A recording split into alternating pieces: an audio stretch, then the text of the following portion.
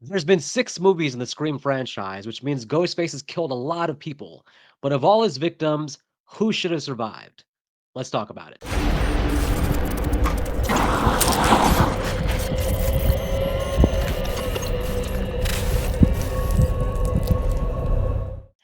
Hello, everyone. Vic here talking about the Scream franchise. Today, we're talking about who should have survived. Now, this franchise has had tons of characters, tons of people have come and gone.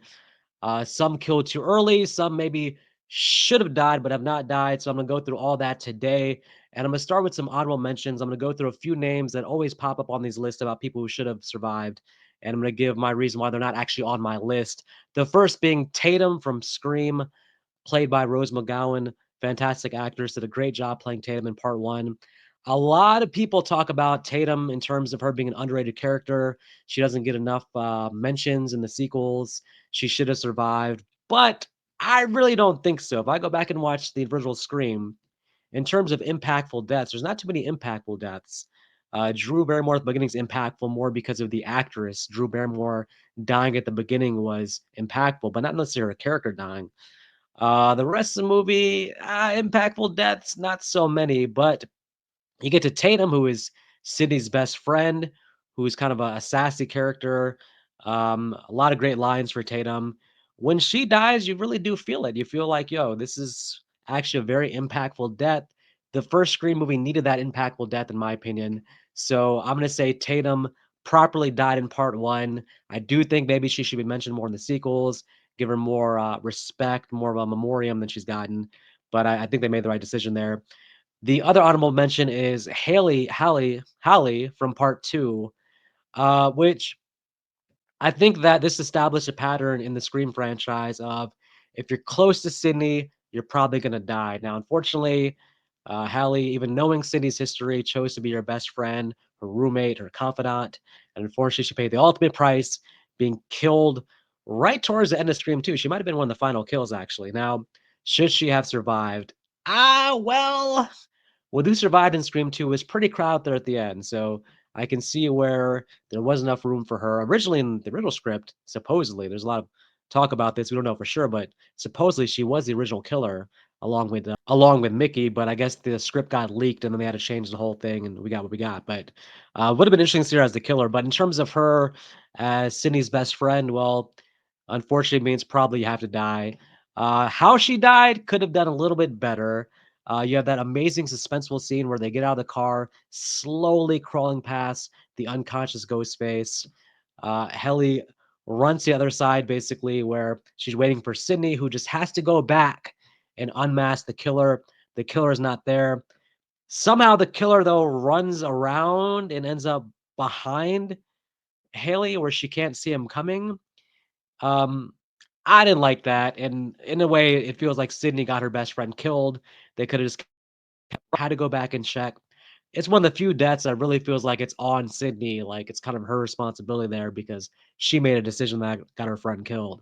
But there's really no room for Haley at the end there. I understand she had to die. Good performance by the actress, but still an honorable mention. Okay, so now let's get into our actual top five. And coming in number five is Cotton Weary. Now, Cotton Weary, who in the first Scream is set up as potentially a killer of Maureen Prescott. At least Sydney thinks so. Gail Weathers thinks otherwise. We find out that Cotton was framed. He was an innocent man. It was all, of course, done by Billy Loomis and Stu. So in part two, we get him kind of playing almost a redemptive role where Cindy's still leery of him. He's showing up in the background, showing up in different scenes. Um, we're kind of suspecting maybe he's gone crazy because he was initially falsely suspected. Maybe now he's become the killer, but he ends up kind of saving the day at the end of part two and kind of joins the fold as part of the core surviving characters. All that just to bring him back at the beginning of part three and kill him. Now, the opening of part three, there's a lot of issues there in my opinion. It's like you're calling Cotton when he's like stuck in traffic.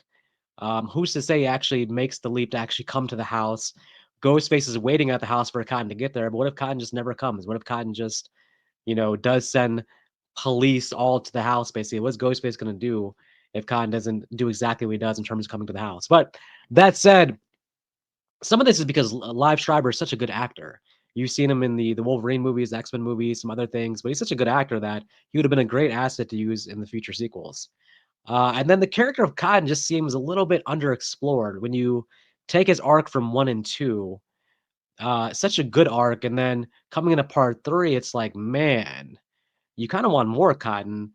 Maybe that's the point, they kill him off when you want more of him, and you do need, I guess, an impactful death in part 3 as well, so I'm kind of on the fence about this. This is my number 5, but I just feel like if I weigh the advantages of killing Cotton versus the disadvantages, I think that Cotton Weary could have meant so much more to the sequels. Um, and I think he died in kind of a lame way. I mean, he had Ghostface on the ground and then kinda just lets him up and gets killed, but, I would have liked to seen Cotton continue on, but okay. Let's go to number 4, and this is Dewey from Scream 5. So, well, I call it Scream 5. Some might call it Scream 2022 or just Scream. I don't know why they can't go back and retroactively change the name to Scream 5 because that's what it is. But the decision to kill Dewey, okay, you have new writers, new creators coming to the franchise. They wanna leave their imprint. They wanna start a new trilogy. And what better way to do that than to kill off one of the remaining iconic characters? And so they killed off Dewey. Dewey, who the thing about this is, in my opinion, it's not that Dewey shouldn't have died in general, because I actually think Dewey should have died back in part 2. He had the most epic, perfect death scene laid out for him in part 2, but then the movie, we get the him coming out on the stretcher, similar to part 1, Dewey was spared.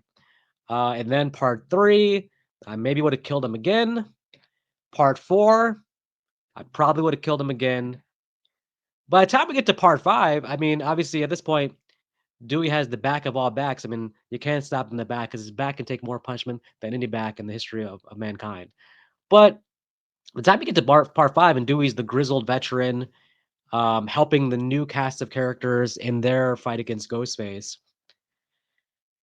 to me, it's almost anticlimactic to kill him in part 5. I'm like, I don't know. And then watching the movie, I have to say, maybe people disagree with me, but I thought David Arquette was the best part of Scream 5.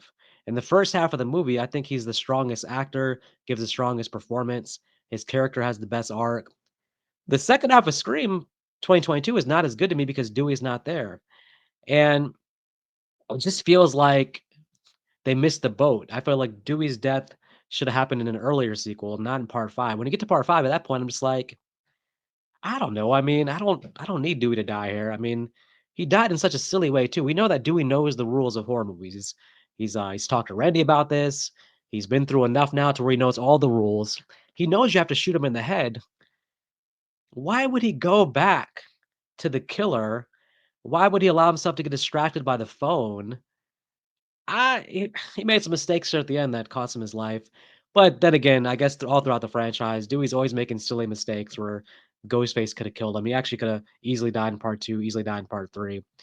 So maybe he got lucky just making it to part 5. But I just, in hindsight, I kind of agree with because Courtney Cox and Nev Campbell, I think, both kind of share a sentiment that they didn't want to see Dewey get killed, and they saw that in the script. They were just upset, and I don't know. And knowing what we know about Scream 6, I'm like, eh, I would have just probably left Dewey alive in part 5. Okay. So let's go to, and actually, I'm going to expand upon that point a little bit further and a little bit down the list. But let's go to number 3.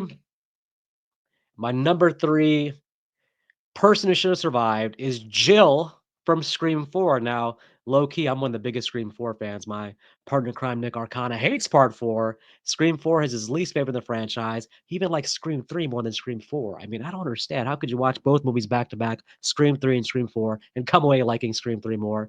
But look, teach his own. Scream 4, I initially saw in theaters. I didn't love it, but subsequent viewings, I've become the biggest Scream 4 fan, mainly because I think Jill is the ultimate Ghostface mastermind. I love everything she does here. Admittedly, I'm a fan of Emma Roberts in terms of being an actress as well, but I thought Jill had such a great plan at the end. It would have been so refreshing because this was the original script for Ghostface to get away with it. Just once, let Ghostface get away with it. Her plan was airtight. The original ending of Scream 4 would have been she thinks she got away with it, but then she finds out like, "Oh, Nev Campbell's still alive," and it ends right there, and then we go to the sequels. I would have loved to seen a follow-up to Scream 4. Bring Jill back. Um, I don't know, the part 4 is ending reverting back to just the original trilogy or the original trio coming out on top. Jill electrocuted, shot, pretty much everything can be done to her is done to her, so she is definitely dead. Um, I would have kept Jill alive and made this the first movie just to change it up where Ghostface actually wins, setting up a sequel. I know Scream 4 bombed, so it wouldn't have mattered anyway, I guess, because with the little amount of money Scream 4 made, they really weren't gonna follow up on that story, but I just thought there was way more potential with Jill than what they did there. Okay, now we're gonna go to number 2, which is Jennifer Jolie from Scream 3. I just did Scream 3, but there's one great thing about Scream 3, and that's the performance of Parker Posey. That is Jennifer Jolie, the standout character, standout performance. So much fun in her imitation of Gail Weathers. So many good comedic moments. Who can forget that great line delivery of "You're obsessed with her, and you're obsessed with her daughter." Love it. I mean, look, Scream 3 has a lot of problems for me, but I thought Jennifer Jolie was a breath of fresh air, comedic relief. Parker Posey, who was known as like the queen of the independents in the 90s, is a great actress. She shows it here. And then her death is so underwhelming. Like she's kind of joined the core three in this movie. She's helping Gail, she's helping Dewey. She gets more screen time and more lines in this movie than Nev Campbell does. And then her death scene slowly being stalked by Ghostface while Dewey takes forever to slowly shoot each mare. It feels like she got stabbed once and immediately died. I don't understand. Like, maybe once or twice, but it was kind of a weak death scene, especially with what we've seen in the future sequels. Jennifer could still be alive. She could still be alive. You could still um rectify this. Scream creators, Scream 7 people.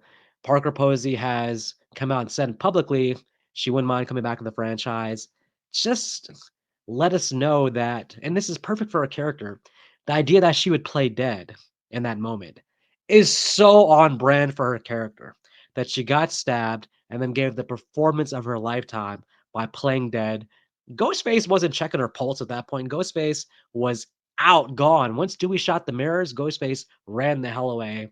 It makes sense to me that Jennifer Jolie played dead till everybody left and then limped out, and they were like, "Oh, we got another survivor." So just gives some justice to Parker Posey, Jennifer Jolie. You did it for Kirby, so why not do it for Jennifer Jolie? That's all I'm saying. Okay, so we're gonna go with the number one pick here, and I think it's pretty obvious. I mean, it's number one on most lists, I would say.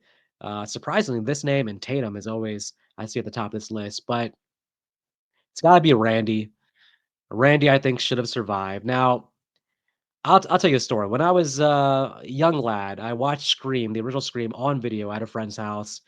It was not too long after the original Scream had come out. It was fresh on video. We rented it from some local video store. We watched it. Now, key thing to know about this is that by the time Scream came to video, they were already working on Scream 2. Scream made a lot of money and they fast tracked Scream 2 very, very quickly. I mean, Scream 2 is going to come out 1 year later after Scream.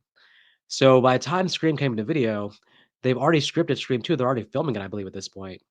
So why is that important? Well, I'm remembering watching Scream with a group of kids.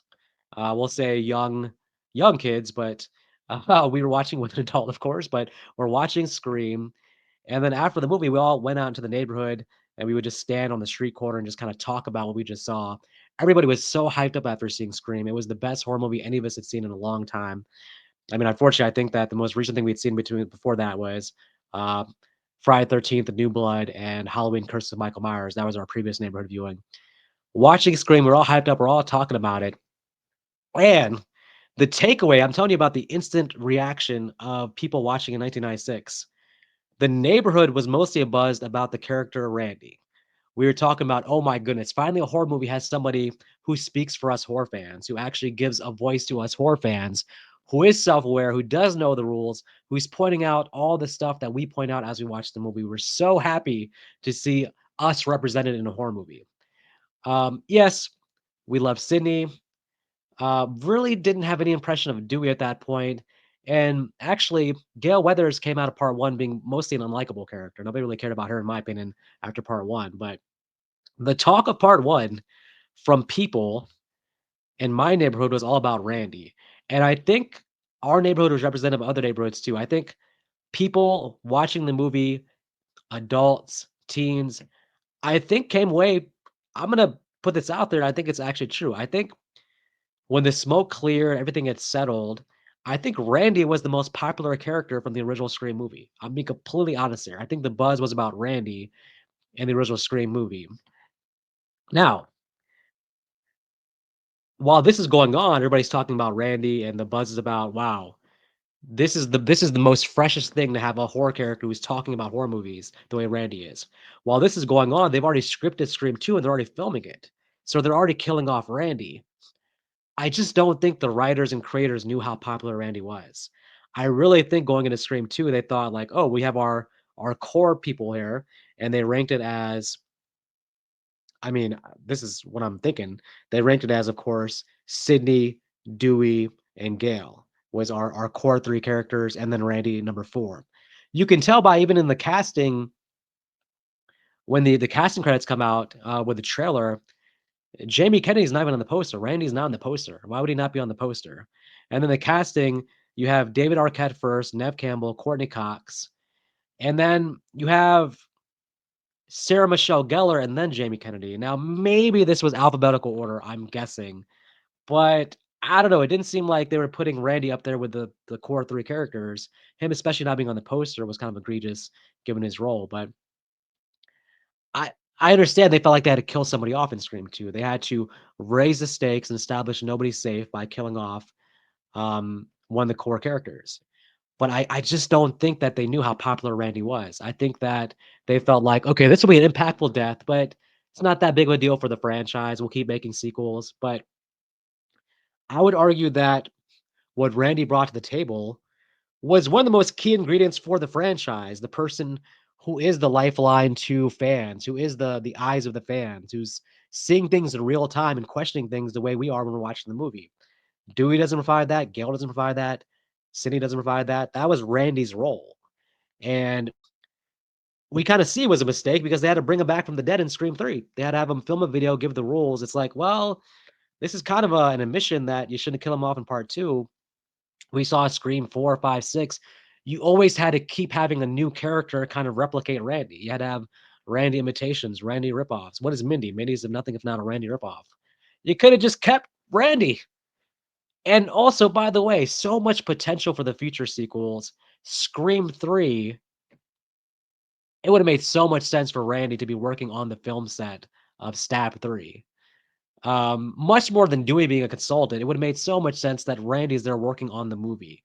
That would have been so easily, made sense. Um, so I think even Wes Craven came out and said that he regrets killing Randy, and I think maybe him and Kevin Williamson said that they had gotten a lot of hate mail from that actually. So it's kind of a known regret of the franchise.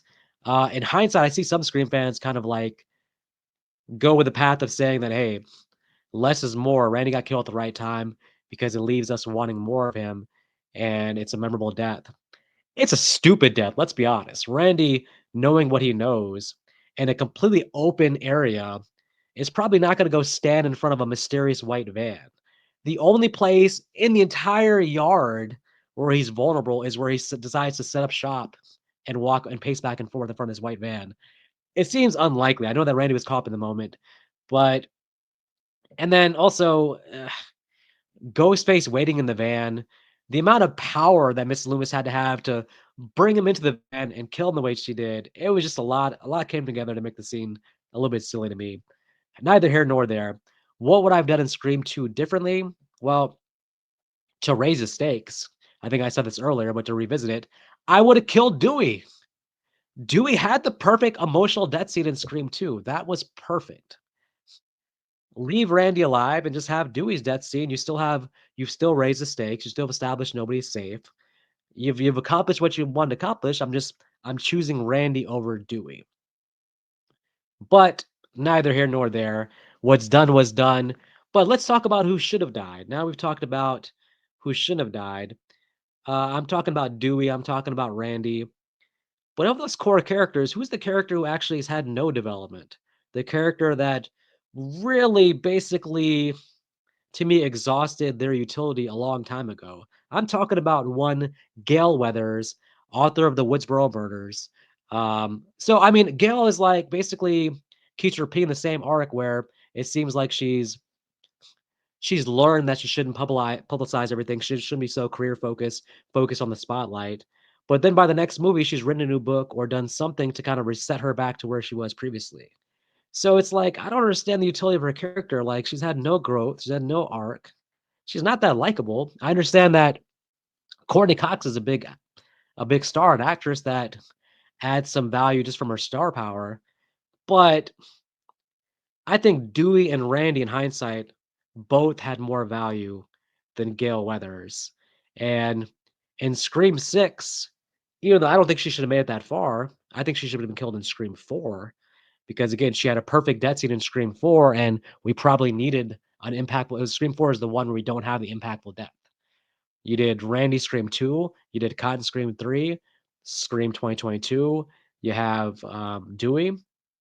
I guess Scream 6 really didn't have much either, but Scream 4 was the first where they're like, "Yeah, we're not gonna wanna have Gale get attacked but not get killed," and then Scream 6, she gets attacked again but not killed, and again, Scream 6 is a perfect death scene for her. Why is she still alive? At that point, it seems like, well, we have it, like, contractually that Gale Weathers has to come back or something. I don't know what's going on there, but, like, she's coming back in Scream 7, I'm like, I just hope they do something different with her because if it's the same arc again, I'm like, I'm just sick of seeing this character come back and do the same thing every movie. Um, I think Gale's outstayed her welcome. Who else should have died? Well, that would be one Chad Meeks. Listen, I like Chad. Everybody likes Chad. I was happy to see he's been casted for Scream 7. I like seeing the character. But I mean, I understand maybe they're going for him being the new Dewey. Dewey got attacked in Scream, attacked too, still alive. You can't kill him. You have to blow him up, watch him explode, disintegrate him into ashes to see Chad die. But man, the the supposed almost death scene for him in Scream 6. That is the most epic thing we've ever seen Ghostface do, where 2 Ghostfaces are going to town on one person with multiple knives. I mean, if you survive that, you could never kill Chad. My goodness, that's such an epic death scene. It feels wasted to have that be like, well, he's still alive at the end. I mean, if you're gonna do that, just have him get stabbed again, but don't give him the most epic joint ghost face death scene you could possibly give somebody, and then have that not be a death scene. I mean, Scream 6, Chad should have died. In my opinion, Gale should have died. I mean, it would have pissed people off if Kirby died, but I don't know, you just need more deaths in Scream 6, I'm sorry, but there's no stakes there. The argument for Randy dying in Scream 2, if you apply that to Scream 6, you're like, "Wait, what the hell, man?" Like, everybody's safe in Scream 6. If you have any kind of character at all in Scream 6, you're probably not gonna be killed. Okay, well, that's fine. It's a different time period now. Now we wanna do sequels where you get emotionally connected to the characters. We don't wanna kill people off. That's fine. It's a slasher franchise, but we'll see what Scream 7 does. Anyways, this is the list. I'm gonna try to do this for all the franchises. I've already done Nightmare, I've done Friday 13th, and I've done Halloween. So if you enjoy this kind of format, those videos are in the archives as well. Let me know in the comments who do you think should have survived. And until next time, you guys take care.